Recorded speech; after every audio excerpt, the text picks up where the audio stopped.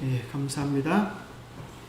우리 주님의 축복이 우리 온 성도님들의 가정에 함께하기를 바랍니다. 우리 살아남는 이들 퀴즈 문제풀이는 안식일 오후에 그렇게 합니다. 근데 안식일 오후에 하는데 제가 범위를 그것과 상관없이 해나가니까 어떤 분이 제 범위에 맞춰가지고 퀴즈 풀이를 잘 안 해온다는 보고가 와가지고 이거하고 상관없이 퀴즈 문제는 열심히 해 나가시기 바랍니다. 자, 선악의 대쟁투. 자, 오늘은 그런 속도를 좀 빨리 하겠습니다. 우리 하나씩 해나가다 보니까 좀 느린 것 같아가지고 오늘은 좀 빨리 속도를 해서 창세기 4장부터 11장까지 정신을 바짝 차려야 되겠습니다. 자, 우리가 지난 시간에는 창조와 타락, 창세기 3장에 있는 사건을 통하여서 일어난 사건들을 정리해 봤는데요. 성경 전체가 창조, 타락, 회복이라고 하는 세 단어로 정리할 수도 있습니다. 그래서 이 창조와 타락이 얼마나 중요한지, 이 세상에 왜 고통이 있고 아픔이 있고 눈물이 있는지에 대한 그 모든 이유들을 발견하게 되어지고, 또 우리가 어떻게 하면 다시 회복될 것인가, 그 회복의 아름다움은 어떨 것인가를 생각할 때 우리는 에덴을 생각해 보면 문제가 없습니다. 우리의 신앙의 표준, 또 회복해야 될 우리의 식생활, 우리의 생활 방식, 그러면 어디로 돌아가면 돼요? Back to 에덴, 에덴으로 돌아가면 문제가 없습니다. 자, 죄는 하와에게 어떤 변화를 가져왔습니까? 우리나라 인심이 좋은 게 두 가지가 있는데 술, 담배 인심이 참 좋습니다. 그렇죠. 죄는 죄진 사람을 갖다가 뭐로 만드는가 하면 죄진 사람을 죄를 전달시키는 매체로 만들어버립니다. 돈 달라 그러면 잘 안 주지만 담배 한 대 주세요 그러면 담배 피는 사람들 아주 잘 줍니다. 그러면 같이 죽자는 속셈입니다. 술 먹고 담배 피고 하는 것들에 대하여 공짜라고 생각지 마시기 바랍니다. 죄는 공짜가 없습니다. 공짜처럼 보여도 궁극적으로 우리의 생명을 앗아가기까지 죄는 멈추지 아니합니다. 자, 우리가 에덴 동산에서의 위치, 의식주를 알아보면 우리가 회복해야 될 나라에서 우리가 뭘 먹고 살 것인가도 이해할 수 있을지 모르겠어요. 자, 우리 에덴 동산에서의 옷, 뭐 입고 있었어요? 빛의 옷. 참 놀랍죠, 그죠? 빛의 옷. 우리가 성경 몇 장 몇 절을 통하여 확인해 봤습니까? 네, 그죠? 우리 역시 장로님 안수받고 나서 그런지 장로님이 되시고 그러니 잘하시는 것 같습니다. 감사합니다. 시편 104편 1절 2절 아주 중요한 성경처럼 내려오시기 바랍니다. 여호와께서 옷을 입은 같이 빛을 입으시고, 그래서 우리도 하나님의 형상으로 창조되어진 우리도 빛의 옷을 에덴 동산에서 입고 있었습니다. 이것은 정말 다른 사람들은 알 수 없는 놀라운 신비를 우리는 성경을 통하여 확인하게 되고, 마태복음에 보면 회복될 나라에서 의인들은 해와 같이 빛나리라 그렇게 약속해 주고 계셔요.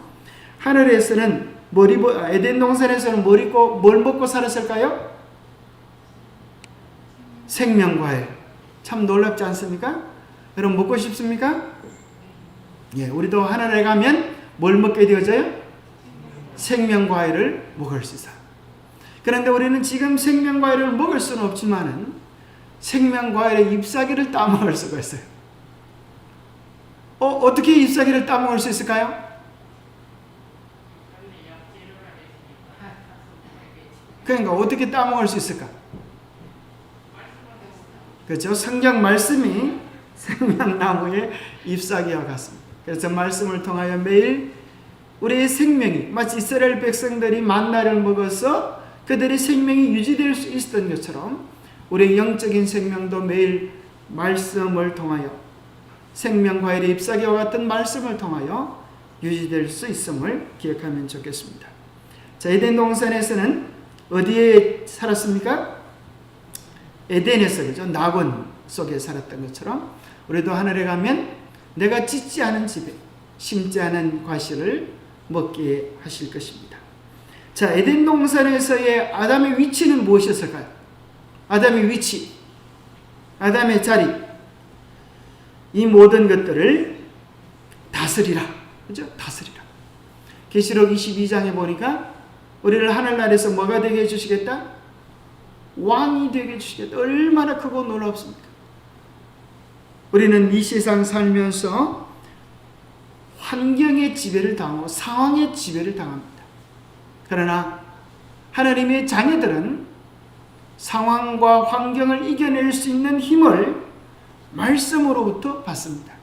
그래서 진정한 믿음은 형편 따라 상황 따라 가는 것이 아닙니다. 바람 분다고 니나노 그러면서 좋다고 날아가면 그게 알고기에 쭉정이에요? 쭉정이는 날아가는 것입니다.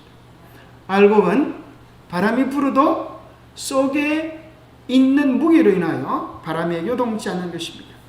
그러나 안타깝게도 죄짓기 전에는 누렸던 이 모든 것들이 순종할 때는 유지할 수 있던 이 모든 특권들이 마음으로요, 불순종함으로 다 잃어버리게 되었어요. 그래서 빛의 옷을 입어서 우리가 다 불거숭이가 되어서 이제는 짐승들의 옷을 빼서 입고, 그죠? 나무들의 옷을 빼서 입고, 그렇게 옷을 빼서 입는 존재가 되었어요. 우리는 생명과일을 먹지 못하고, 우리는 이 세상에서 먹어도 죽을 그런 음식들을 영원히 살리지 못할, 여러분들이 그런 걸 많이 먹고 살죠? 이건 먹으면 죽는 줄 알면서도 안 먹을 수 없는 게 있죠. 그게 뭡니까? 나이죠, 나이, 그죠? 먹으면 죽는 줄 뻔히 알면서도 벌써 한 살 때 잡섰잖아요? 보니까 1년 더 죽음에 가까워오는 것입니다. 사실 우리는 밥을 먹고 살아가려고 하지만 먹는 것만큼 늙어지고 죽어가는 것입니다.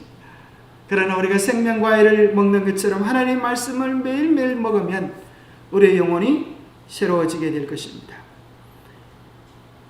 이 모든 것들은 순종함으로 유지되고 불순종함으로 잃어버리게 됩니다. 이것은 너무나 명확하고 단순한 법칙입니다. 오늘 우리들에게도 마찬가지입니다. 그리스도의 복음은 우리를 뭐하게 해줘요? 순종하는 하나님의 자녀로 만들어줍니다. 그러나 오늘날 많은 사람들이 곡해하기를 우리가 은혜로 구원을 받았으니 이제는 내 마음대로도 된다. 그러면 모든 은혜들을 욕돌리는 것이고 은혜가 준 모든 것들을 잃어버리게 됩니다. 여호와께서 내게 주신 모든 은혜를 무엇으로 보답할까? 이것이 진정 은혜 받은 자의, 구원 받은 자의 심령인 것입니다. 자, 선악의 대장투는 참 안타깝게도 창세기 1장에는 심히 좋았더라라고 하는 것으로 끝이 나지만 이제 3장의 뱀의 개입으로, 뱀이, 어떤 사람이 이렇게 말을 하는 사람이 있어요? 뱀이 말을 하는 걸 봤나? 말도 안 되는 소리다, 그렇게 하고. 뱀이 누굽니까? 사단이 그 속에 들어가서 아바타처럼 사용하여서 아담과 하와를 미혹한 것입니다. 그래서 그때부터 사단과 예수 그리스도의 싸움, 뱀과 여자의 싸움이 일어났습니다. 창세기 3장 15절, 너무나 중요한 내용이죠. 할 수 있는 분들은 눈을 감고 잘 못하는 분들은 눈을 동그랗게 뜨고 보시면서 한번 읽어보겠습니다. 시작. 내가 너로 여자와 원수가 되게 하고 내 후손도 여자의 후손과 원수가 되게 하리니 여자의 후손은 내 머리를 상하게 할 것이요 너는 그의 발꿈치를 상하게 할 것이니라 하시고. 자, 여기 반복되는 단어가 나오는데 그게 뭡니까? 여자가 몇 번 나와요? 3번 나오죠. 후손도 3번 나오죠. 또 뭐가 2번 나오는가 하면 왼수, 그렇죠? 원수. 그래서 여자와 뱀 사이의 전쟁은, 관계는 무슨 관계예요? 왼수 관계입니다. 왼수. 이놈의 왼수. 여러분, 남편이 왼수가 아니에요. 어떤 사람은 성질하면 이놈의 왼수가 하는데 그게 남편이 왼수가 아니고 남편 속에 들어있는 사단 마귀가 왼수입니다. 그런데 우리는 참 고약하게도 왼수는 사랑하고 정작 사랑해야 될 남편은 왼수 취급하고 사랑해야 될 아내를 왼수 취급할 때가 많아요. 그래서 지난 연말 기도 주간에 우리가 누구와 싸우는가 적을 똑바로 알아라, 그렇게 간사 목사님이 아주 열심히 말씀하셨죠. 우리의 왼수는 사단 마귀입니다. 그래서 이 본문 속에는 3가지 내용이 나와 있는데, 여자의 후손의 약속, 여자의 후손의 고난, 여자의 후손의 승리가 약속되어져서 성경 전체를 요약하는 한 성경절이 되기도 합니다. 자, 하나님께서 인간을 창조하실 때 정말 놀랍게 아름답게 창조하셨지만 그 가운데 특별히 인간을 위하여 주셨던 정말 가장 소중한 선물이라고도 말할 수 있는 것이 한 가지가 있었는데, 여러분 그것을 뭐라고 말할 수 있겠어요? 자, 인간에게 주신 가장 중요한 선물, 그게 뭐였을까요? 자유의 의지. 너무 한 방에 맞춰가지고 더 이상 할 말이 없는데, 여러분 정말 자유의 의지를 여러분 귀한 선물이라고 생각하십니까? 왜 그렇습니까? 자유의 의지가 없으면 우리가 뭐에 지나잖아요? 로봇에 지나잖아요. 우리는 로봇에 지나잖아요. 그래서 우리는 자유의 의지를 잘 활용하는 지혜들을 활용해야 합니다. 자유의 의지를 저 사람에게 주면, 자, 하나님께서 인간을 만드실 때 착한 말만 듣도록, 그죠? 그렇게 만드실 수도 있어요. 하나님의 음성에만 반응하도록 로봇처럼 만들어 놓을 수도 있어요. 그런데 하나님은 인간을 인격체로 만드셔서, 인격체는 싫어요 이렇게 말을 할 수도 있고, 나에게 자유를 주세요, 좀 더 기다리세요 이렇게 말을 할 수도 있어요. 여러분들이 백화점 앞에 가면 이제 마네킹이, 그죠? 생글생글 웃으면서 안녕하세요 안녕하세요 그러면 여러분들 기분이 좋아요 안 좋아요?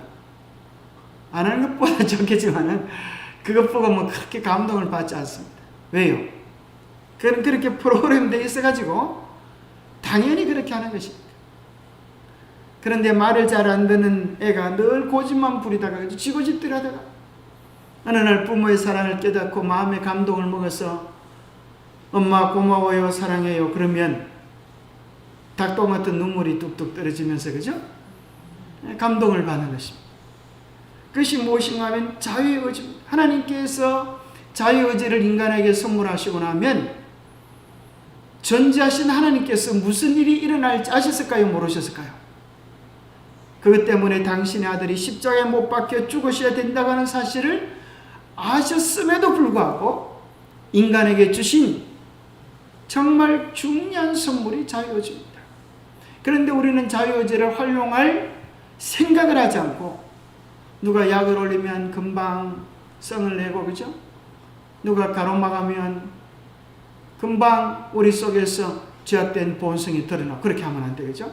우리 자유의지를 항상 활용하여서 어떤 위급한 때라도 잠시 멈추어서 주님께 여쭈면서, 주님 어떻게 하는 것이 더 지혜로운 것입니까? 주님의 뜻입니까? 라고 여쭈며 사는 것, 바른 것이 무엇인지 생각하고 선택할 줄 아는 것, 이것이 하나님께서 우리에게 자유의지를 주신 그 가치와 의미가 있는 것입니다. 뱀이 하와에게 말을 걸었을 때 하와가 조금이라도 하나님의 마음, 하나님의 심정, 하나님의 사랑을 생각했더라면 그렇게 되지 않았을 것 같아요. 정말 하나님이 나를 위하여 가장 좋은 것을 아껴놓으시고 우리에게 안 좋은 것만 주셨을 것인가? 그런 하나님의 성품과 사랑에 대하여 생각했더라도 그런 어리석은 선택은 하지 않게 되었을 것입니다. 우리 살아남는 이들에 보니까 이렇게 귀한 말씀이 있습니다. 하나님께서는 그들이 그분의 말씀을 믿고 그분의 계명을 순종하여 살든지 아니면 유혹자를 믿고 하나님을 불순종하여 멸망을 당하든지 간에 자유로 선택할 수 있는 도덕적 존재로 두셨다. 자, 죄를 짓는 것도 많은 것이에요. 선을 행하는 것은 하나님의 말씀을 믿는 것이고 죄를 짓는 것은 유혹자의 말을 믿는 것입니다. 사실은 안 믿는 사람은 아무도 없어요. 나는 하나님 안 믿는다 이렇게 말하는 것은 뭐 믿는다는 소리예요? 지 고집, 지 지식, 그 좁은 자기의 소견을 믿고 의지하겠다는 거예요. 늘 실패와 잘못과 끊임없는 실수에 연발을 하는 자기 존재인 줄 알면서도 하나님을 받아들이지 않으려고 하는 어리석은 인간의 모습을 보게 됩니다. 자, 그들이 죄를 지은 후에 그들의 삶에 어떤 변화들이 왔습니까?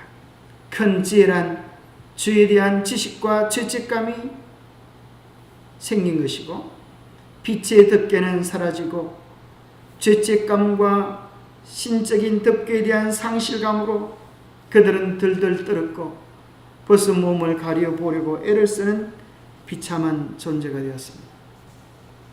자, 그 자유의 의지는 오늘 우리들에게도 죽을 때까지 우리에게 주신 선물입니다.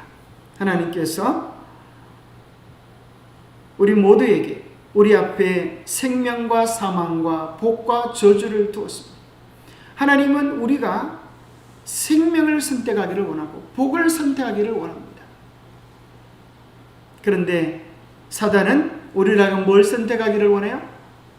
사망과 저주를 선택하기를 원하여 우리의 마음속에 충동질하는 것입니다. 그 두 가지 가운데 우리는 현명한 선택들을 할 수 있어요. 때로는 사단은 세상을 통하여 좋은 친구들을 통하여 가까운 사람들을 통하여 우리의 마음을 유혹할 수도 있습니다. 자, 그래서 우리 창세기를 이제 창세기의 사건이 정말 중요한 선악의 대쟁투의 사건이 그렇게 시작되어지는데 창세기의 개요 4대 사건과 4대 인물이다. 여러분 많이 반복해서 기억하죠? 자, 4대 사건. 자, 뭐죠? 창조. 두 번째는요? 타락. 그 다음에 홍수. 바벨. 예, 요 네 가지 사건이 창세기에 나와 있는 4대 사건입니다. 그래서 여러분들이 성경 짱도 어디에 나오는지 외우셔야 되겠어요. 그죠? 창조는 뭐 외울 것도 없고, 그죠? 타락이 어디 나와요? 3장에서 선악과를 따먹는 것이 나오고, 홍수는 7장, 11장에 바벨탑 쌓는 사건이 나오는 것입니다. 자, 그러면서 4대 인물, 4대 사건과 4대 인물을 하면 이제 창세기는 끝이 나는데, 4대 인물을 하면서 4대 인물에 관한 성경 짱도 외우고 여러분 확인해 보면 더 좋습니다. 그래서 창세기 11장까지는 전 인류의 역사를 다룬다면 이스라엘의 역사는 창세기 12장부터 시작된다고 이해할 수도 있습니다. 4대 인물은 누구죠? 아브라함, 이삭, 야곱, 요셉. 이렇게 하면 이제 창세기가 끝이 납니다. 아브라함은 12장에서 부름받았고, 이삭이 24장에서, 이삭 이름이 기억만 빼면 이사예요. 그죠? 그러니까 외울 것도 없어. 24장 이삭이 나온다.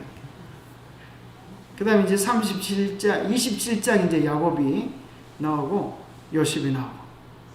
원래 야곱은 좀 자기 딴에는 똑똑하다고 했는데, 하나님 측면에서 보면 야곱이 똑똑합니까? 어리석은 것은 거죠. 사기꾼들은 자기 딴에는 똑똑한데 야곱을 보면 가만히 하나님 말씀대로 살면 복이 굴러 들어올 텐데 자기 꾀를 쓰다가 제 눈을 찌른 것입니다. 그렇게 하는 것을 두치리 같은 짓이다 그래요. 두치리. 그러니까 이제 세월에 보면 야곱이 몇 장이 나와요? 두치리 27장이 나오는 것입니다. 괜히 두치리라 그런 게 아니고 2주에 나오면 또 3.7에도 나오겠죠.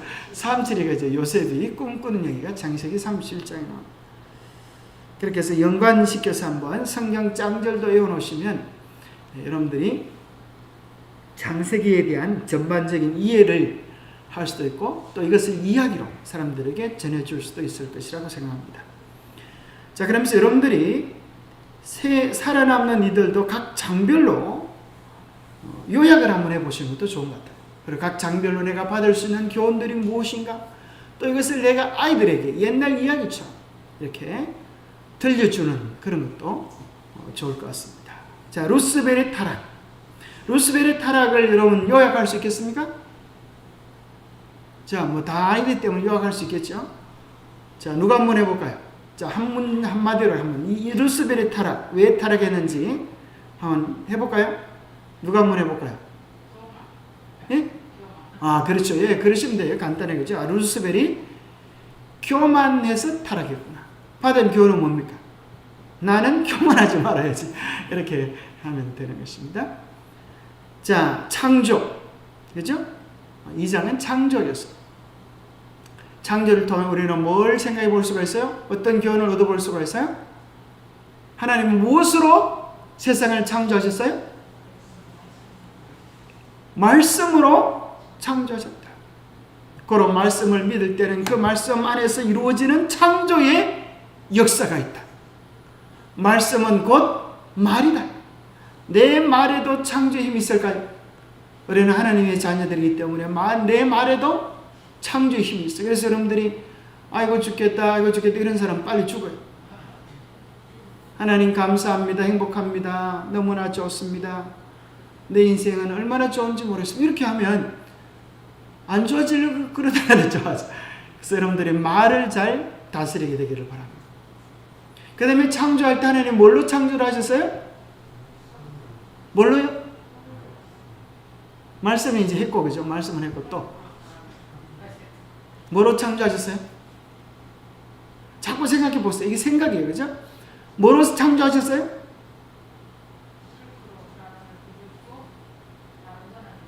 네, 흙으로 사람은 흙으로 만드셨고, 또 이 전체적으로 다 뭐로 창조하셨냐, 이 총괄적인 걸 물어보는.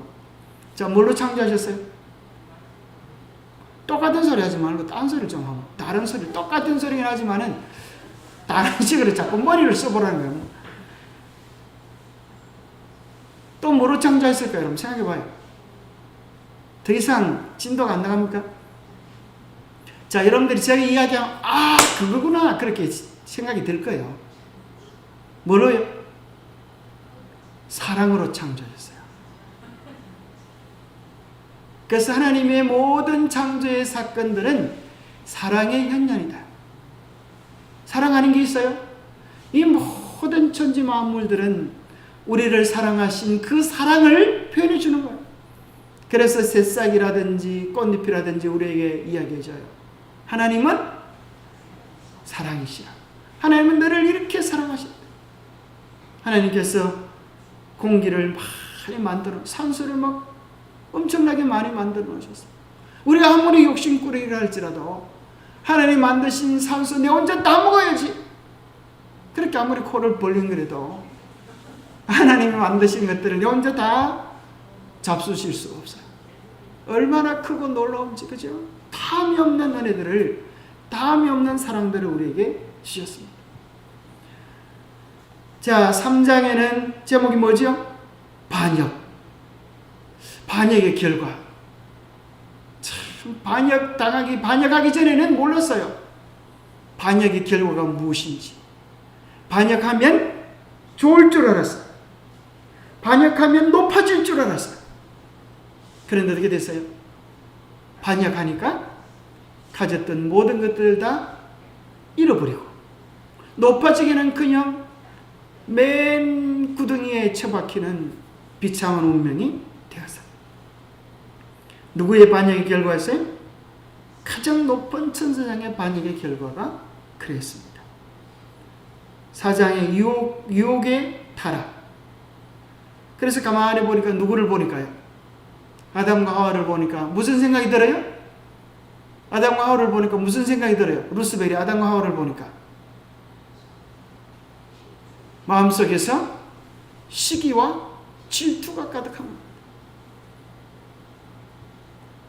여러분 마음속에 시기와 질투가 생기면 정신을 바짝 차려야겠어요. 그게 내 마음이 아니고 누구 마음이다? 사탄의 마음이다. 우리나라 사람들은 배고픈 건 잘 참는데 배 아픈 건 잘 못 참다. 왜 배가 아파요? 뭘 잘못 먹어서 배가 아픈 게 아니라 사촌이 땅을 삼고만 배가 아프기 시작해요. 사촌이 잘 살아야 얻어먹을 것도 있을 텐데 우리의 심보가 욕심보가 하나 더 들어가지고 그런 생각을 하는 것입니다. 자, 5장은 구속의 계획, 구원의 경륜. 구원의 경륜. 여러분 각자 어떤 내용인지 마음속에 정리가 되시죠? 그래서 구원의 경륜. 경륜이라는 소리가 무슨 소리예요? 경륜. 좀 어려운 말 아니에요? 경륜. 경륜을 무슨 말로 바꾸면 되겠어요? 네, 계획. 그죠? 구원의 계획. 그렇게 바꾸니까 좀 쉬운 것 같아요. 그죠? 경륜. 구원의 계획. 자, 제6장은 가인과 아벨 그리고 그들의 제물. 왜 가인과 아벨 똑같이 하나님께 예배를 드리는데 가인의 제물은 받지 않으셨을까요? 왜 그랬죠? 네? 첫 번째는 우리가 아는 것처럼 그죠? 거기에는 어린 양의 피가 있지 않았어요. 그죠? 또 왜 그럴까요? 하나님께서 원하시는 대로 하나님이 시키는 대로 하지 않고 지 좋을 대로 지 마음대로 들었어요. 우리 예배도 마찬가지입니다. 내 마음대로 드리면 하나님이 받으셔야지 뭐 내가 내 마음대로 드리면 왜 안 받으셔? 이렇게 하면 안 돼요. 철들지 않은 것입니다. 우리의 모든 예배를 다 받으시는 건 아니에요. 그 속에 뭐가 있을 때요? 뭐가 있을 때 하나님 예배를 받으실까요? 진실됨이 있을 때, 그죠? 사랑이 있을 때. 또 무슨 마음이요? 자원하는 마음이 있을 때. 그래서 이스라엘 백성들이 헌금할 때는 어떤 것들을 가져오라 그러는 하면 기쁜 것과 즐거워하는 마음으로 감사하는 마음으로 나오는 것들이 드리는 것들이 참된 예배인 것입니다. 그런데 사실 생각해 보면 우리가 아무리 많은 것들을 드린다 할지라도 생각해 보면 다 누구 것을 드리는 거예요? 하나님이 주신 것을 드리면서 우리가 너무 크게 뭐 할 때가 있어요? 자랑할 때가 있어요. 그죠? 하나님께서 주신 것들을 우리는 그래서 아브라함이 아니지 솔로몬이 그죠? 하나님께 드리면서 또 다윗이 하나님의 성전을 위하여 재료들을 다 준비하면서 주님께서 주신 것으로 주님께 드렸습니다. 주께서 드릴 힘을 주셔서 이 모든 것을 감당케 했습니다. 그렇게 하는 그 마음을 뭐라 그래요? 그 마음을 두 글자로 뭐 돌린다? 영광 돌린다. 하나님께 영광 돌린다. 모든 것의 시작과 과정과 결과를 통해. 그래서 우리 모든 것은 세 단계로 나눌 수 있어요. 그렇죠? 첫 번째는 그 일을 하는 동기. 무슨 일을 하든지 그 동기가 하나님께 있을 수도 있고 자신에게도 있을 수도 있어요. 하나님을 위하여 일을 할 수도 있고 자기 이름을 위하여 일을 할 수도 있어요. 과정도 그렇습니까? 공산당은 꽁 잡는 게 매다. 그래요. 그래서 공산당의 논리는 매만 꽁만 많이 잡으면 되지 고양이는 색깔이 까맣든지 희든지 상관이 없다. 이런 논리입니다. 그래서 방식에 웃자든지 목적만 달성하면 된다. 그것이 공산당에게는 통할지 몰라도 하늘나라는 통하지 않는 법. 그래서 우리의 과정이라는 방식들이 하나님께서 원하시는 은혜로운 방식인가. 자, 세 번째는 일의 결과를 통하여 누구에게 영광을 돌리는가 하는 것이야. 그래서 우리의 모든 것들이 하나님께 영광이 되면 그에는 분쟁이 없고 화목과 기쁨과 노래만이 가득 찹니다. 참 여러분 세상에 그죠? 솔로몬 성전을 지을 때에 무슨 소리가 안 났어요? 그 참 신기하잖아요. 어떻게 그 엄청난 집을 짓는데 망치 소리가 안 날까? 왜 그래요?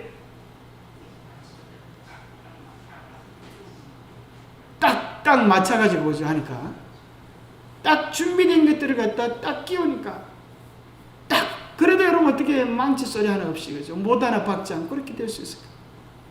참 신기한 일입니다. 그런데 하늘나라가 그럴까요? 하늘나라가 그런 곳일 거예요. 그죠? 이 땅에서는 어떤 교회든지 가도 찌그덕 소리가 날까요? 소리 크기가 좀 다를 뿐이지 이 땅에 있는 교회들은 찌그덕 소리가 납니다. 그럴 때 우리는 무슨 생각을 해야 되는가 하면, 아이고 소리가 시끄러워서 안 되겠네 이렇게 하지 말고, 내 마음속에 있는 품성들 속에 다듬어야 될 부분이 뭔가를 생각해 봐야 돼요. 소리가 나면 덜 다듬으신 겁니다. 불평이 나면 어딘가 깎아내야 될 부분이 있다는 거예요.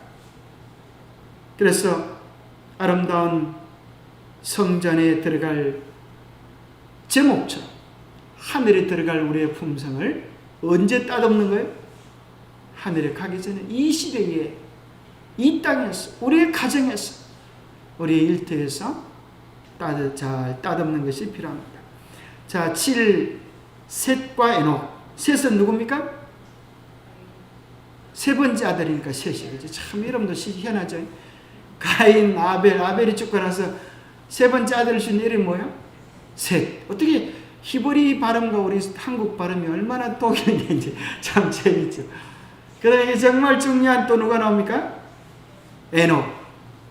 자, 에녹 그러면 여러분, 문에녹 집사님 무슨 생각이 납니까? 그죠?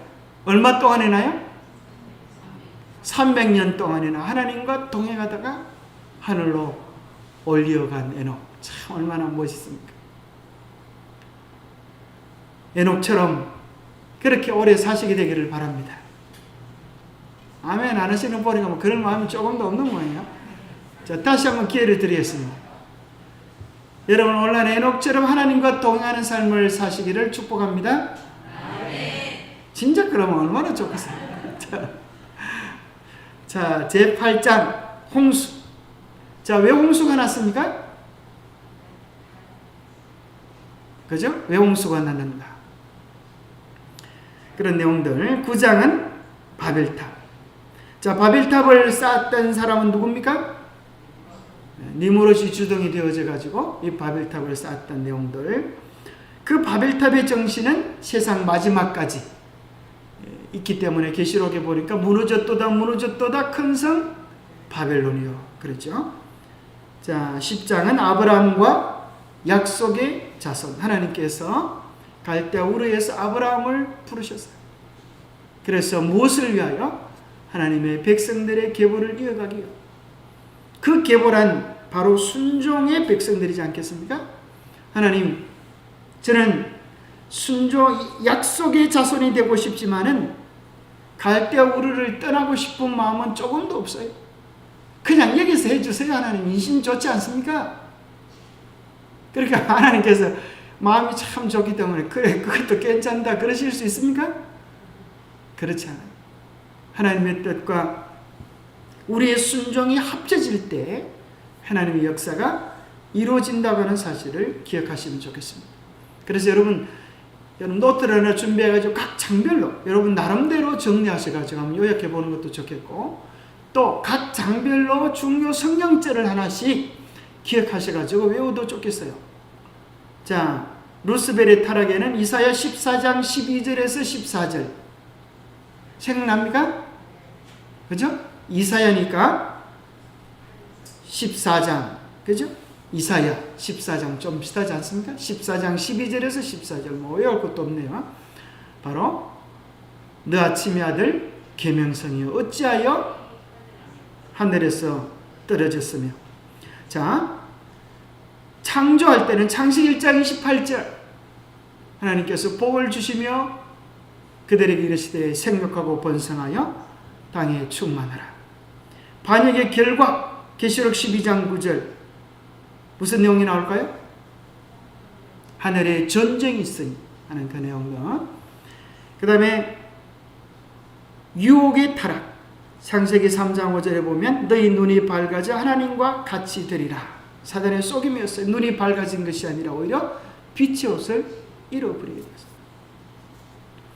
구원의 경륜. 창세기 3장 15절. 자, 가인과 아벨의 제사. 히브리서 11장 4절에 보면 아벨은 가인보다 더 나은 제사를 드렸다. 그렇게 기록해 주고 있고요. 셋과 에녹. 창세기 5장 22절. 에녹은 아들을 낳은 후에, 자식을 낳은 후에 300년을 하나님과 동행하며, 참 감동적인 300년을 하나님과 매일 동행하는 축복을 누렸습니다. 홍수. 창세기 6장 5절에 보면 홍수의 원인에 대하여 이야기하기를 마음으로 생각하는 모든 생각이, 모든 계획이 항상 악할 뿐임을 보시고 사람 나으심을 한탄하시다. 자, 여기서 우리는 뭘 발견하게 되는가 하면 죄란 어디서부터 항상 시작을 해요? 우리의 마음에 어떤 생각을 가지는가. 거기 죽고 사는 문제가 달려. 마음속에 어떤 생각을 가지는가. 교회 와서도 마귀가 기뻐하는 생각을 할 수 있을까요? 중요한 것은 우리의 생각, 우리의 마음의 중심을 하나님께 드릴 때 그 예배를 기뻐 받으십니다. 9장 바벨탑 사건에 보면 창세기 11장 4절 우리 이름을 내고 온 주민의 흩어짐을 면하자. 아브라함의 약속, 아브라함과 약속의 자손 집을 떠나, 내 아비의 집을 떠나 내가 내게 보여줄 땅으로 가라. 이 성경절을 보면 아브라함이 땅을 알고 간 게 아니에요. 그렇죠? 알고 간 게 아니라 내게 보여준 땅이 아니고 보여줄 땅으로 가라. 믿음의 걸음은 참으로 불확실한 것 같다. 그러나 그 모든 걸음들을 하나님께서 책임져 주시는 것입니다. 세상의 일들은 거기 돈을 투자하면 돈을 많이 벌고 떼돈 벌 것 같지만은 하루아침에 사기를 당하고 어려움을 당하는 그런 수도 많이 있는 것입니다. 또 이런 생각을 할 수가 있습니다. 각 장에서 어떻게 예수님을 만날 수 있을까? 자, 루스벨의 타락 속에서 우리는 눈물을 흘리시는 예수님을 바라볼 수가 있어요. 창조 속에서 생명과 존재의 근원이 되시는, 모든 만물의 근원이 되시는 예수님. 반역의 결과를 통하여 죄와 함께 거할 수 없는 주님. 우리 마음속에 교만이, 이기심, 죄가 있습니다. 주님은 결국 우리를 사랑하시지만 뭐 하실 수밖에 없어요? 소멸시킬 수밖에 없는 마지막 운명을 기억해야 합니다. 유혹과 타락에서 우리는 자유의지를 선물해 주신 주님을 만날 수가 있고요. 구속의 경륜, 구원의 계획 속에서 우리를 책임져 주시는 사랑의 주님을 만날 수가 있어요. 참 감사하지 않습니까? 죄는 누가 지었는데? 우리 조상이 지었는데 누가 다 그 뒤치다꺼리를 합니까? 마치 엄마 같죠, 그죠? 애가 똥을 싸는데 깐난이 엄마가 말해요. 에이 더러운 놈, 네가 똥 치워라 이렇게 하지 않고 그걸 다 씻기고 닦이고, 그죠? 어째 우리의 똥은 이렇게 구수하노 이렇게 하면서 기뻐하면서 황금변을 낳았네, 황룡이 나왔네 이러면서 아주 기뻐하죠. 우리 하나님께 맡기면 우리의 모든 것들을 책임지시는 사람. 그래서 신앙이란 이렇게만 하면 돼요. 하나님 책임지시옵소서. 그런데 그죠? 결혼이 뭐예요? 당신 날 책임질 수 있어? 이거잖아요. 그죠? 근데 여러분 남편은 여러분 책임질 수가 없어요. 여러분 아내도 책임질 수가 없어요. 내 마음 속에 있는 그 수많은 문제들에 대한 답을 줄 수 없어요. 그러나 여러분을 책임질 수 있는 한 분이 계신데 누구세요? 예수님은 책임질 수 있습니까? 두 말하면 잔소리. 예수님은 우리를 넉넉히 책임질 수 있습니다. 그래서 신앙이란 다른 말로 하면 주님께 내 모든 염려를 다 맡기는 거예요. 주님 날 책임지십시오. 나는 그저 말뿐이에요. 주님 믿고 따라갈 뿐입니다. 주님 믿고 따라가는데 쪽박 찬 사람 있습니까? 주님 온전히 순종했는데 망한 사람 있습니까? 그런 사람 없습니다. 주님을 온전히 의지할 때의 마지막은 영생입니다. 가인과 아벨 제물 속에서 우리는 어린 양 되시는 예수님, 셋과 에녹을 통하여서 우리는 에녹이 주님과 동행했던 것보다 더 간절하게 우리와 동행하기 원하시는 주님을 만나 뵐 수가 있고요. 홍수를 통하여 우리는 멸망을 보는 게 아니라 언약의 백성을 지키시는 주님. 그래도 당신의 백성들을 다 멸망하지 않도록 하나님이 개입하심이 없다고 하면 이미 죽은 자들을 통하여 살아남은 몇 안 되는 사람들까지도 오염될 것을 아시기 때문에 하나님은 그들을 위하여 또 하나의 역사를 시작하셔야만 했습니다. 바벨탑 속에서 저는 어떤 하나님을 만나는 거면 웃으시는 주님. 좋아서 웃으시는 게 아니라 그죠? 가소로워서 웃으시는 주님.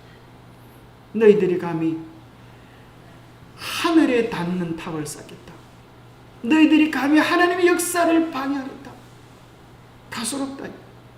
그래서 시편 2편에 보면 나라와 열국이 그분을 대적할 때 하늘에서 하나님이 보시고 웃으시리로다. 웃으시리로다. 세상에 하는 모든 일들은 하나님을 대적하는 그 모든 일들은 하나님께서 한순간에 바벨탑을 쌓는 일이 하나님께서 뭐 손 쓸 것도 없어. 그죠? 뭐 하니까 바벨탑이 다 중단됩니까? 머릿속에는 어느 중추신경을 약간 살짝만 건드려 놓으니까 이놈은 이 소리하고 저놈은 저 소리하고 저것들끼리 찌그닥 하다 보면 다 말이 안 통해서 뭐 할 수가 있어야지 이럽니다. 나눠진 것이 오늘 이 시대지. 우리는 아브라함의 약속을 통하여 찾고 부르시는 주님을 발견합니다. 이 시대도 하나님이 우리가 하나님을 찾는 것 같지만 하나님께서 쓰실 사람들을 오늘도 찾고 계시고 복 주실 사람들을 찾고 계시고 우리의 마음을 드리기만 하면 주님께서는 우리의 마음 가득히 하늘의 것으로 채워주십니다. 저는 그 가운데 이 바벨탑 사건을 좀 다뤄보면 여기 참 중요한 내용이 나옵니다. 바벨탑의 핵심은 이 니무롯이 이제 그 일을 하게 되는데 핵심이 뭐예요? 그것도 역시 교만입니다. 우리 이름을 내고, 그죠? 우리 이름을 내고. 그 다음에 창세기 10장 8절 9절에 보면 구스가 니무롯을 낳았으니 그는 세상의 첫 용사라. 그가 여호와 앞에서 용감한 사냥꾼이 되었으므로 속담에 이르기를 아무는 여호와 앞에 니무롯같이 용감한 사냥꾼으로 하더라. 그런데 여기 여호와 앞에라고 하는 이 단어가 좋은 말로 앞에서 하는 것이 아니고 대적하여라는 뜻입니다. 그래서 히브리 성경을 처음으로 유대인들의 70명의 랍비들이 헬라어로 바꾼 것을 72년이라고 그러는데 거기 보면 하나님 앞에서 하나님 앞에서라는 말을 하나님께서 보실 때라는 말로도 하나님을 대적하여라는 말로도 해석될 수 있는 구절인데 72년에서는 하나님을 대적하여라고 번역해주고 있습니다. 그리고 니무롯이라고 하는 이름의 뜻은 마랏에서 파생된 단어인데 대적자라는 뜻을 가지고 있습니다. 이름 자체가 하나님을 대적하는 자입니다. 그리고 여러 자료들을 보면 이런 것들을 우리는 쉽게 만날 수가 있습니다. 최초의 여신이 된 존재가 세미라미스였는데 이 세미라미스는 원래는 함의 아들 구스의 아내였습니다. 자, 함은 누구예요? 노아의 세 아들. 그러니까 함, 구스, 니무롯 3대 노아의 3대 후손이 니무롯이었어요. 구스의 아내였는데 당대의 절세 미인이었으면서 가장 엄란하고 사악한 여자였다. 그녀는 그녀의 아들 니무롯이 바벨론의 군주가 되자 니무롯과 결혼하여 바벨론 군주의 어미이자 황후가 되었다. 세미라미스는 남편 니무롯이 셈에 의해 죽임을 당하게 되자 남편의 시체를 조각조각 나누어서 각 지방으로 보내었다. 세미라미스는 그 후 사생활을 하는데 자신의 입지가 위태해짐을 느낀 그녀는 이를 자기 남편이 환생했다고 하면서 이름을 담무스라고 하였다. 이 담무스가 바로 여인의 후손 구시주라고 주장했다. 그리고 그녀는 아들 담무스와 결혼했다. 그래야 그녀는 마침내 신의 아내요 신의 어머니가 된 것이다. 그녀는 담무스를 태양신으로 신격화하여 뭐라고 불렀다고요?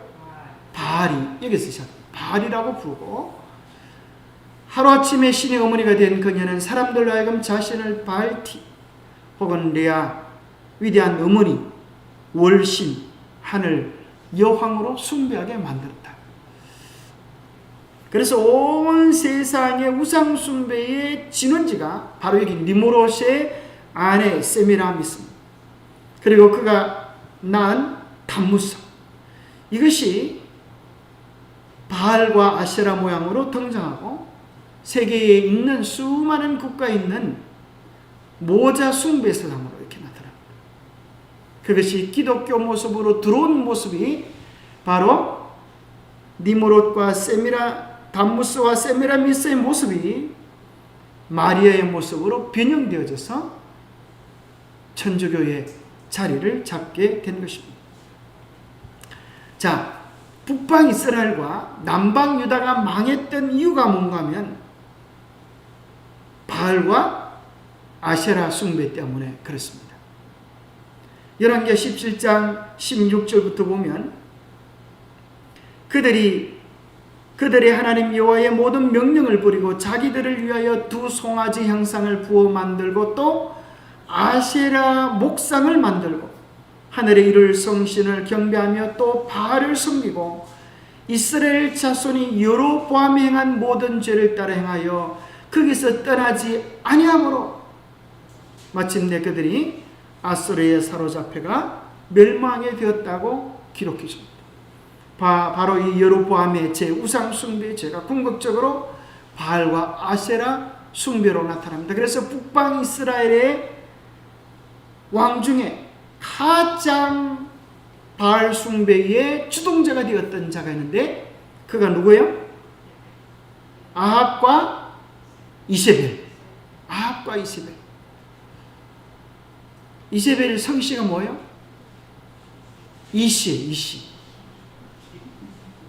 이세벨. 미스리잖아요. 미스리. 이세벨. 원래는 이 여자가 페느키의 여제사장이었고 이스라엘 아브왕과 결혼하여서 바알 신을 이스라엘 전역에 퍼지게 하여서 이스라엘 전체가 배도하게 만든 것입니다. 그의 아버지의 이름은 여기 보니까 시돈 사람의 왕 에발의 딸 이세벨을 아내로 삼은 누가요? 아합이 바알을 섬겨 예배하는데 에발이라고 하는데 그 아버지의 이름의 뜻이 뭔가 하면 바알과 함께한 자, 에발. 바알과 함께한 자, 바알을 얼마나 숭배하고 좋아하는지 이름이 에발이야. 바알과 함께하는 그 자에게서 딸을 취하여 아내로 삼았으니 이스라엘이 온전할 수가 있겠어요, 없겠어요? 이것이 북방 이스라엘이 멸망하게 된 궁극적인 원인입니다. 그런데 이 이세벨이 아합이 딸을 낳아가지고 딸 때문에 여자 때문에 이 나라가 망했는데 딸을 낳아가지고 어디로 시집을 보내요? 어디로 시집을 보내요? 어디로? 남방 유다로. 아합이 누구와 사돈을 맺습니까? 자, 여기 보면 이제 이 이세벨을 죽이는 이 장군이 이제 예후가 있죠. 예후가 이제 이세벨을 죽이죠. 개들이 와서 이세벨의 살을 먹는 끔찍한 일을 당하는 것. 그런데 이제 이 예후가 머리를 씁니다. 아합은 바알을 조금 섬겼으나 예후는 많이 섬기리라. 내가 이제 큰 제사를 바알에게 드리고자 하니 바알의 모든 선지자와 모든 섬기는 자와 모든 제사장들은 한 사람도 빠뜨리지 말고 내게로 나오라. 이렇게 해서 다 모이게 한 다음에 이들을 하나도 남기지 않고 싹 죽입니다. 누가요? 예후가. 잘했습니까? 근데 이 사람도 우상숭배에서 온전히 떠나지 못했어. 자, 그런데 여기 아합과 여호사밧이 사돈지간을 맺습니다. 이것이 남방 유다의 멸망의 씨앗이 됩니다. 그래서 그의 아들 여호람과 아합의 아들 아달랴가 결혼을 시키는 것입니다. 그래서 이 아달랴라고 하는 누구의 딸이죠? 이세벨의 딸이 꼭 누구를 닮았을까요? 꼭 지혜미를 닮았어요. 그래서 얼마나 자록한지, 이세벨이 수많은 선자들을 죽였던 것처럼 아달랴가 여기 보니까 열왕기하 11장 1절 2절에 보니까 아하시아의 어머니 아달랴가 그의 아들이 죽은 것을 보고 일어나 왕의 자손을 모두 멸절하였으나, 여기 보면 이제 자기들의 이 종족들이 이제 멸종된 것을 알고 아달랴가 반격을 합니다. 아까 여호가 이렇게 공격한 것에 대하여. 그래서 이제 이 사탄이 완전히 아달랴의 정신을 주관하고 아달랴가 뭘 말리려고 하냐면 여자의 후손의 씨를 말리려고 왕의 모든 자손을, 왕족을, 유다의 씨를 말리려고 다 왕족은 하나도 빠지지 말고 다 죽이도록 그렇게 명령을 내립니다. 얼마나 자록한지. 그런데 그때 무슨 일이 일어납니까? 요람 왕의 딸 아하시아의 누이 여호세바가 아하시아의 아들 요아스를 왕자들이 죽임을 당하는 중에 빼내어 그와 그의 유모를 침실에 숨겨 아달랴를 피하여 죽임을 당하지 아니하게 한지라. 참 절제절명의 순간 아닙니까? 이때 요아스가 죽었다고 하면 영적인 계보가 끊어질 그런 위기입니다. 하나님은 이러한 때에도 관여하셔서 그 아이를 살립니다. 자, 바로 이 아달랴가 북방, 남방 유다에도 바알과 아세라 신앙을 미치고, 또 우리가 아는 엘리야가 그렇게 갈멜산에 전쟁을 벌인 것도 바알과 아세라 사건임을 발견합니다. 그런데 놀랍게도 요한계시록 2장에 보니까 마지막 때 다시 바알과 아세라가 등장하는 내용이 기록되어 있습니다. 여기 보니까 발람이 발락을 가르쳐 이스라엘 자손 앞에 걸림돌을 놓아 우상의 제물을 먹게 하였고 또 행음하게 하였느니라. 이게 어느 시대일까요? 어느 시대일까요? 7교회 중에 버가모 시대에 그 형편을 뭐라고 표현하냐면 발람이 이스라엘 백성을 우상 숭배하게 했던 그런 일들을 언제요? 버가모 시대 때 하겠다 그랬어요. 바로 이 때가 뭔가 하면 발람이 무슨 짓을 했는가 하면 민수기 25장에 보니까 이스라엘 백성들을 꼬셔서 시딤에서 모압 여자들과 음행하게 했는데 그 방식이 뭔가 하면 바알을 예배하게 한 것입니다. 그 다음에 거기서 끝나는 것이 아니라 계시록 2장 20절에 보니까 두아디라 시대에 두아디라 교회를 향하여 보내는 권면에 보면 너를 책망할 것이 있는데 자칭 선자라는 이세벨을 내가 용납한다. 그러면서 누구 얘기를 하세요? 이세벨을 통하여서 행음하게 하고 우상의 제물을 먹게 한다. 똑같은 말이죠. 바로 버가모 시대 때 것이 좀 더 강화되어서 두아디라 시대 때에 이세벨이 나오고 행음하게 하는 것인데, 바로 두아디라 시대, 버가모 시대 때 바알 숭배, 두아디라 시대 때 아세라 숭배에 대한 내용이 나오는 것입니다. 그래서 이들이 궁극적으로 바알과 아세라의 종교의 영향력으로 인하여 하나님의 계명을 변경하고 우상 숭배를 하게 하는데, 자, 이것은 제가 연구한 내용이 아니고 일반 개신교에서 연구한 내용들인데 참 어떻게 알았는지 이런 내용들이 참 신기합니다. 우리 교회가 가르치는 거 거의 흡사한데요. 자, 일반 개신교에서 가르치는 걸 제가 인터넷에서 캡처한 것인데 한번 보세요. 담무스의 탄생일이 12월 25일 바알 숭배인데 로마 가톨릭이 12월 25일을 크리스마스로 이제 정했다. 세미라미스를 여신으로 숭배했는데 로마 가톨릭에서는 성모 마리아를 몸소 성천하여서 하늘 여신으로 숭배한다.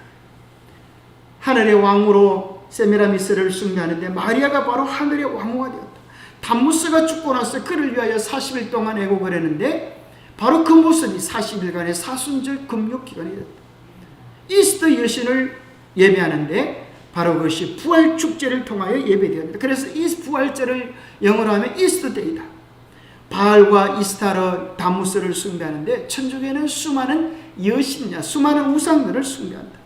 그리고 죽은 사람의 영혼을 달래는 할로윈 데이가 바알 숭배와 연관되는데 그것을 가톨릭은 가져가서 모든 성인들의 위령의 날, 모든 성인들의 날로 정했다. 분양 의식을 거행했는데 분양 의식과 촛불 의식을 거행한다.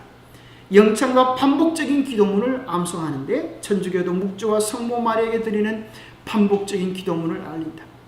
태양신의 상징으로 십자가상을 가지고 있는데 천주교도 보니까 성만찬 때 보니까 십자가에다가 태양상이 그려진 것을 쓰고 있더라. 악령을 쫓기 위한 부적과 우상을 사용하는데 천주교에도 귀신을 쫓기 위하여 묵주와 십자가상을 가지고 있더라. 이 바알 예식에도 유아들을, 어린 아이들을 세례하는데 천주교에서도 그렇더라. 거기서 강신수를 하는데 이것도 방언과 신비주의가 있다. 이것이 일요일 바알 숭배를 하는데 일요일과 태양신 숭배를 혼합하더라. 이 바알 숭배는 태양신의 진노를 달래기 위하여 인간을 제물로 드리는데 천주교는 중시 암흑시대 때 종교와 종교재판, 화형 등을 통하여 수많은 사람들을 죽이는 그런 일들을 하더라고요. 참 희한하지. 이 사람들이 일요일 바알 숭배 이런 걸 하면서도 아직 잘 몰라. 언젠가는 알게 되겠죠. 그래서 마지막 때 여자의 남은 자손 곧 하나님의 계명을 지키고 예수의 증거를 가진 자들과 더불어 싸우려고 바다 모래 위에 서 있더라. 오늘 이 시대에 바로 바알과 아세라 숭배는 무엇으로 나타나요?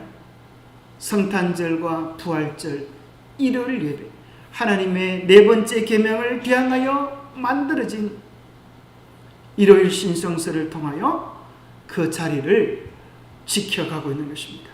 이럴 때 우리는 마땅히 하나님의 백성으로서 마치 바알과 아세라 우상을 깨뜨리는 것처럼 우리의 마음속에 내 방식대로 섬기고 예배하고 싶은 그런 생각을 깨뜨리고 전적으로 주님께 순종하며 헌신하는 마음의 태도를 가져야 되겠습니다. 기도하겠습니다.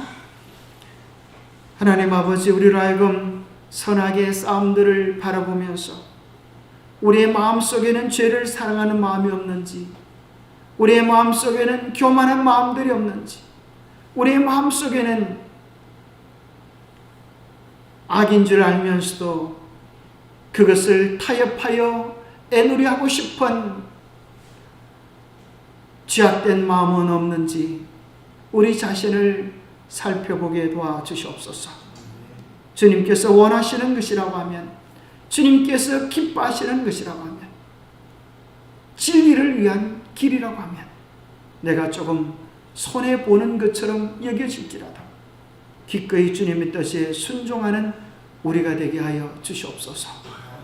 주님의 깊은 사랑들을 늘 우리의 마음에 생각하며 에녹처럼 주님과 동행하는 우리 모두가 되도록 축복하여 주시옵기를 우리 주 예수 그리스도 이름 어자하여 간절히 간구하옵나이다.